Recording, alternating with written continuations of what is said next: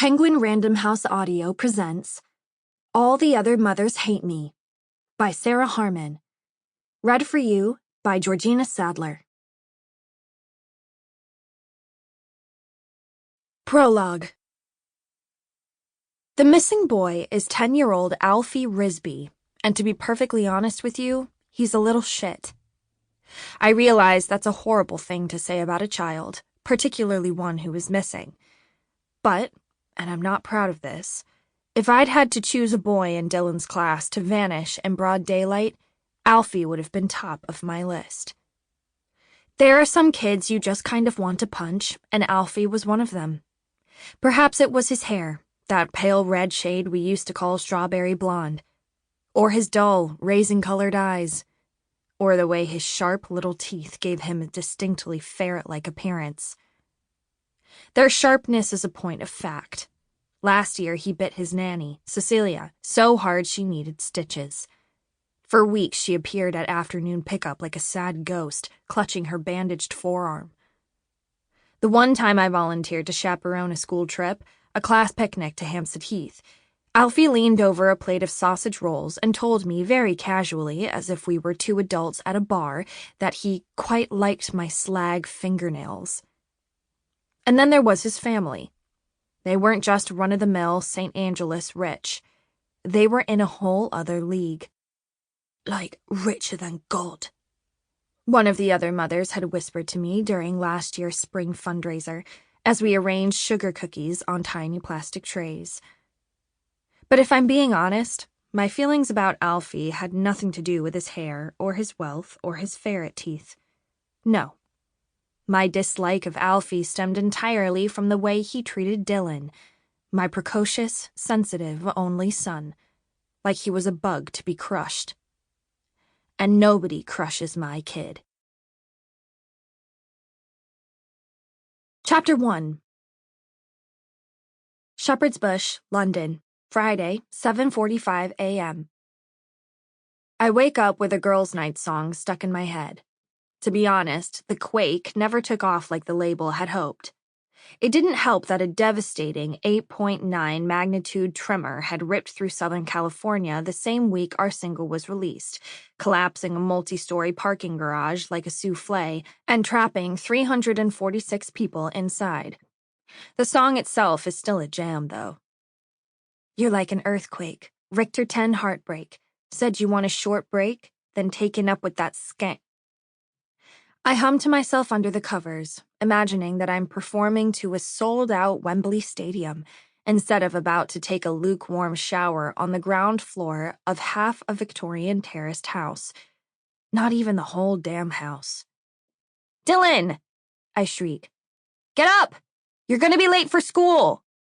My son appears in the doorway, fully dressed, right down to his St. Angeles cap and tie. Ha ha, very funny, Mum. He rolls his eyes and presses a cold can of Red Bull into my hands. I take a sip.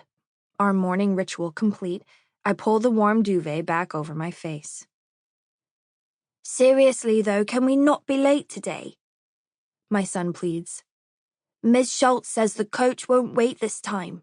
A dim memory of a permission slip surfaces, of scrawling my initials in eggplant-colored eyeliner and checking the not available to chaperone box. Because of the field trip? I murmur from beneath the duvet. Yes, wetland center, bird watching. Can you get up now, please? Right. You excited? I'm stalling, but he's in an even bigger hurry than usual. Perhaps this means the bullying has finally stopped. Dylan turns his pleading green eyes on me. Can't I just walk by myself? He says, half question, half whine. I remove the duvet from my face for a second time.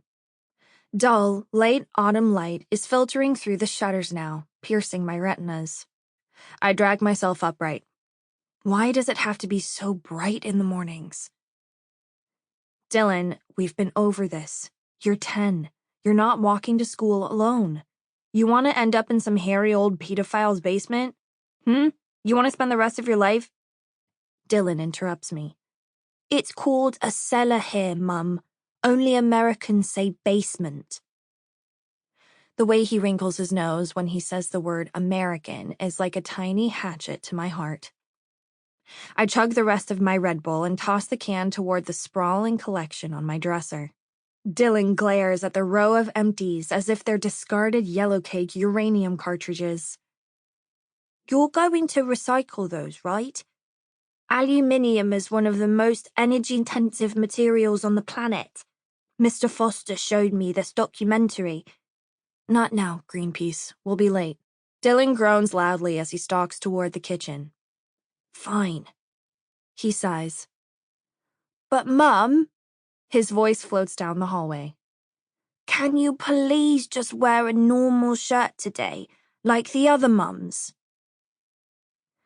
I glance down at my Girls' Night 2008 tour shirt. Of all my band shirts, this one's my favorite. It's from the early days, before the whole Rose debacle. The front has a screen-printed photo of my own much younger face. On the back, my name, Florence, is spelled out in block letters, like a football player's jersey. I slide the offending garment over my head, allowing a tureen-tinged burp to escape. A sparkly orange crop top catches my eye from the pile on the floor. You got it, kid. Chapter 2. Shepherd's Bush, Friday, 7:58 a.m. The air outside is cold and clear, that dreadful slice of mid-November when the clocks have gone back but the Christmas parties haven't started yet. Dylan races out the front door ahead of me, his backpack swinging loosely on one shoulder. Our neighbor, Mr. Foster, the aforementioned aluminium documentary fanboy, is standing in front of his house, sorting his cans into a bin. Dylan gives him an enthusiastic wave. I wince. I'm not thrilled that the 76-year-old local recycling zealot is currently my son's best friend. I'm even less thrilled that he keeps giving Dylan live crickets to feed his pet box turtle. But that's a battle for another day. Oh, Florence, Mr. Foster says, looking up from a pile of cans. Did you see that? We're actually in a bit of a rush, I call over my shoulder without stopping. There will be hell to pay if Dylan misses that bus. Mr. Foster grunts and turns back to his bins. Course, don't let me keep you. As we get closer to Dylan's school, our neighborhood's familiar chicken joints and betting shops give way to organic butchers and natural wine stores. Before long, Dylan and I are passing the grand white mansions that house the Uzbek embassy and the Beckham family.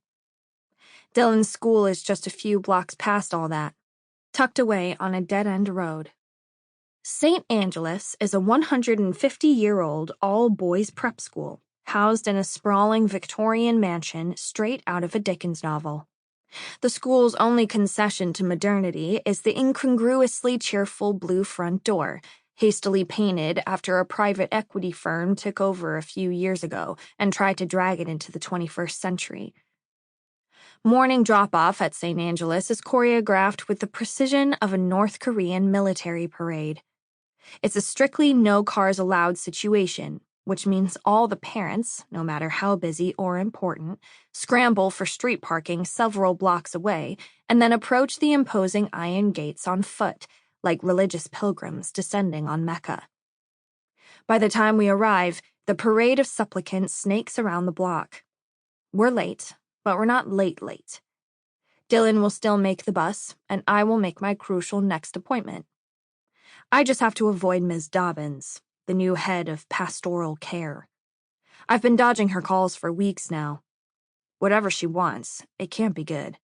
Dylan and I settle into line behind Allegra Armstrong Johnson and her pallid son, Wolfie. I maintain a healthy distance, hoping she doesn't turn around. It wouldn't be fair to call Allegra my nemesis. That honor is reserved for Hope Gruber. And anyway, I don't know Allegra well enough to hate her.